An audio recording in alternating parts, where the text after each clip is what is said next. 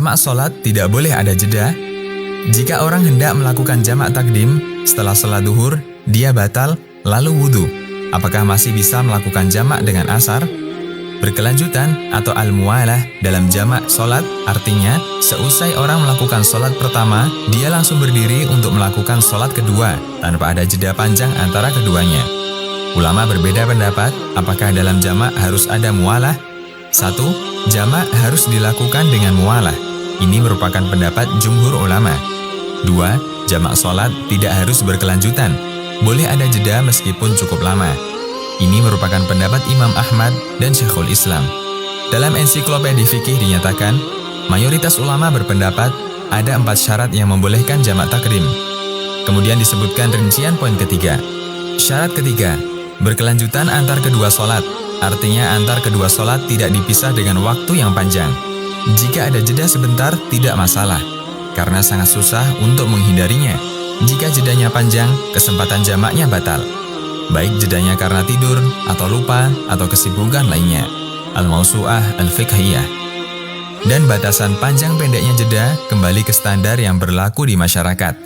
Sehingga ketika ada jeda yang cukup panjang, kesempatan jamak menjadi hilang. Misalnya seseorang melakukan sholat duhur, usai sholat dia mengikuti sholat jenazah.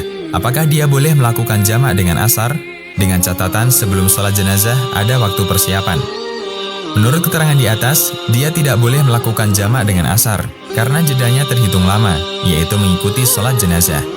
Lain halnya dengan pendapat kedua, jamak sholat tidak disyaratkan harus berkesinambungan, sehingga boleh saja melakukan jamak, meskipun ada jeda antara sholat pertama dengan sholat kedua. Di antara pertimbangannya, 1. Bahwa izin jamak diberikan sebagai rukhsah, sehingga ketika disyaratkan harus muwalah, maka ini bertentangan dengan prinsip rukhsah, yaitu memberi keringanan. 2. Bahwa jamak sholat adalah menggabungkan dua waktu sholat, atau al-jam'u fil waqti, dan bukan menggabungkan gerakan sholat, atau jam'ul fi'al. Karena itulah, gerakan sholat pertama tidak harus bersambung dengan gerakan sholat kedua.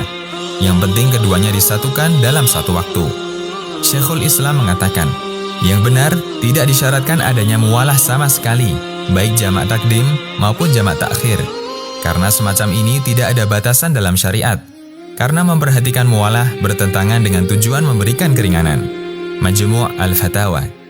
Di tempat lain, beliau juga mengatakan, pernyataan Imam Ahmad menunjukkan bahwa jamak menurut beliau adalah al-jam'u fil waqti, atau menggabungkan dua waktu.